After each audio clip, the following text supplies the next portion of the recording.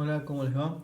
En este video, que puede llegar a ser un poco extenso, vamos a repasar algunas de las nociones teóricas que estuvimos trabajando durante el primer cuatrimestre para repasar y que puedan hacer las actividades que les dejo al final de esta clase. Comenzamos. Empezamos el cuatrimestre trabajando inecuaciones, ¿se acuerdan? Inecuaciones que las resolvíamos muchas veces con el método de la recta numérica, de la recta, o con la caja o el cuadro. ¿Se acuerdan del cuadro que era así? Sí, aquí poníamos algunos valores en específico y todo eso, y nos servían en general para determinar conjuntos de positividad, conjuntos de negatividad y dominios de distintas funciones. Sí. Esto es muy genérico.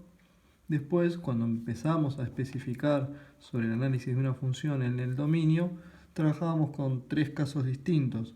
Un cociente, f de x sobre g de x, que nos implicaba, la pregunta que nosotros hacíamos para resolver esto, era si g de x, qué valor de x hacía que g de x sea distinto de 0. ¿Sí? Trabajábamos también con los casos de raíces de índice par, donde la condición era que el radicando f de x acá sea siempre mayor o igual a 0. Y por último, el tercero de los casos era en logaritmos, trabajamos pocos, pero también f de x, el argumento del logaritmo, tenía que ser estrictamente mayor que 0. En algunos casos trabajábamos con combinaciones de esto, por si aparecía una raíz acá o acá arriba, o un logaritmo en un cociente, y combinábamos las cuestiones para poder resolverlo. Más adelante en el cuatrimestre empezamos a analizar la imagen de las funciones, ¿sí? Y teníamos básicamente dos estrategias. Cuando era una función cuadrática, ¿sí?, nosotros lo que habíamos hecho era trabajar desde el vértice para analizar la imagen de la función cuadrática. Recuerden que el vértice de una función cuadrática consta de dos partes, de x vértice y de y vértice, y utilizábamos y vértice. La función cuadrática tiene esta forma, ¿se acuerdan? Ax cuadrado más bx más c. Y si a es mayor a 0, entonces la función tiene como esta forma de sonrisa, digamos, ¿no? Por lo que su imagen iba a ser desde el valor de y vértice hacia más infinito. Entonces una posible imagen acá era desde y vértice inclusive hasta más infinito. Pero si ocurría que teníamos una a negativa, ¿sí?, ¿qué sucede? La forma de la parábola tiene como una cara triste, ¿sí? Entonces va hacia abajo. En tal caso, y vértice está acá, por lo que la imagen de esta función va desde menos infinito, viene subiendo, hasta y vértice inclusive. ¿Recuerdan? Después ocurría un análisis de cuando no eran funciones cuadráticas, generalmente además eran funciones racionales, ¿sí?, de esta forma, o para ser más concreto así, 12x más 3 sobre x menos más 5 igual a y. ¿Sí? Teníamos que analizar la imagen de esto, entonces utilizábamos el concepto de cambio de variable. Cambio de variable. ¿Y qué era? El cambio de variable era cambiar la y por la x y las x por la y. ¿Sí? Que en el siguiente paso despejamos y, ¿sí?, y la función que nos queda una vez que despejamos, estábamos determinando la función inversa, ¿sí? y para determinar la imagen de la función original, la imagen de f de x, habíamos llegado a la conclusión de que la imagen de la función es igual al dominio de la función inversa. Entonces planteábamos el dominio de f a la menos 1 de x, la función inversa, y sabemos que es igual a la imagen de la función original. ¿Se acuerdan de eso?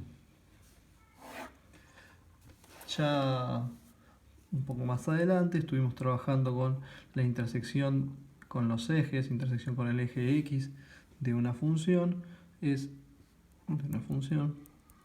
Estábamos trabajando cuando y da 0, cuando intercepta el eje x una función, cuando el valor de y es 0, ¿sí? Entonces resolvíamos esto, igualábamos la función a 0, despejábamos, factorizábamos. Acá era muy importante factorizar con los casos de factoreo, ¿sí? Y el resultado siempre nos iba a dar un número para x y un valor 0 para y, ¿sí? Luego la intersección con el eje y, ¿sí?, de una función era mucho más sencillo porque es simplemente darle a x el valor 0 y resolver, ¿sí? Una vez que resolvemos, decimos que x tiene valor 0 y el número que nos da ahí, ¿sí? Ahí está donde es la intersección con el eje y. Particularmente la intersección con el eje y se suele llamar ordenada al origen, ¿sí? Después, ya redondeando, casi terminando el cuatrimestre, empezamos un poco más de la mitad, empezamos a trabajar la idea del límite de una función, ¿sí? Y recuerden, teníamos límite de polinomios, límite de raíces y trabajábamos también límite de cocientes, ¿sí?, o de funciones no polinómicas. Polinomios y raíces tenían más o menos las mismas características. En ambos casos el álgebra de los polinomios era bastante sencillo. Si el límite cuando x tiende a infinito sea de un polinomio o de una raíz, f de x en general tendía hacia infinito y teníamos que pensar en la regla de los signos, en las propiedades de las potencias para saber el signo del infinito. En cambio, si el límite cuando x tiende a un número, acá sí cambiaba.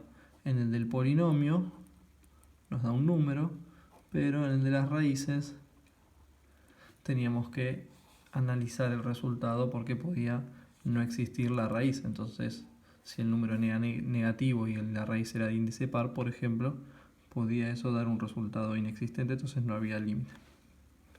Cuando trabajábamos con los cocientes, estoy hablando de situaciones así, a ver si recuerdan, teníamos tres criterios, ¿sí?, trabajando con los grados, ¿sí?, el grado de p de x y el grado de q de x. Recuerden que si el grado de p es mayor al grado de q, todo esto estoy hablando de límites cuando x tiende a infinito, ¿sí?, p de x sobre q de x. Si el grado de p era mayor al grado de q, esto quiere decir que la función tendía a más infinito. Si el grado de más o menos infinito, perdón, hacia infinito.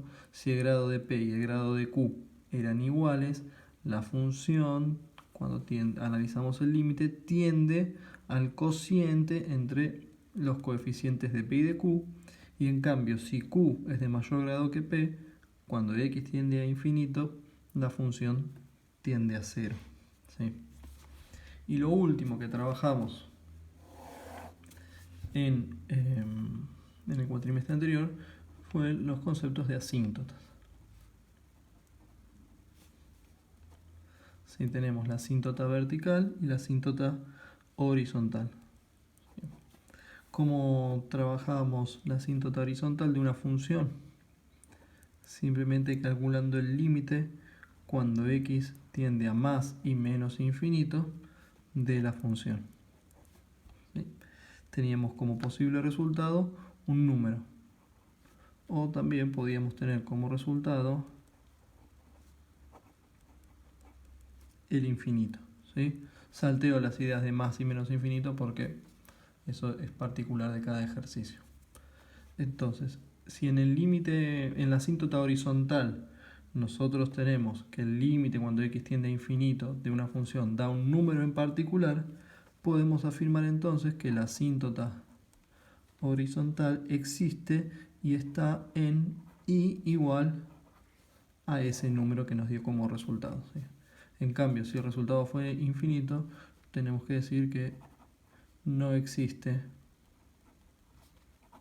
asíntota horizontal. Este no existe, se puede abreviar con este símbolo. Entonces hacemos así y ya decimos que no existe asíntota horizontal. Para la asíntota vertical, el concepto es muy semejante. Tenemos el límite cuando x tiende a infinito. Perdón, cuando x tiende a infinito no, cuando x tiende a un número. Y este número, ¿cómo lo encontrábamos? Cuando analizábamos el dominio, el número no pertenece al dominio. ¿Qué ocurría? Hacemos el límite cuando x tiende a ese número de la función y nuevamente podemos tener como resultado un número o podemos tener como resultado un infinito. Si el resultado es numérico, entonces no existe asíntota vertical.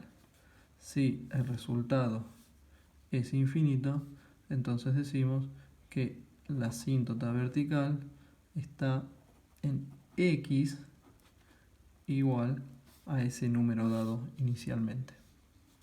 Bueno, estos son los conceptos básicos teóricos de todo lo trabajado en el cuatrimestre anterior.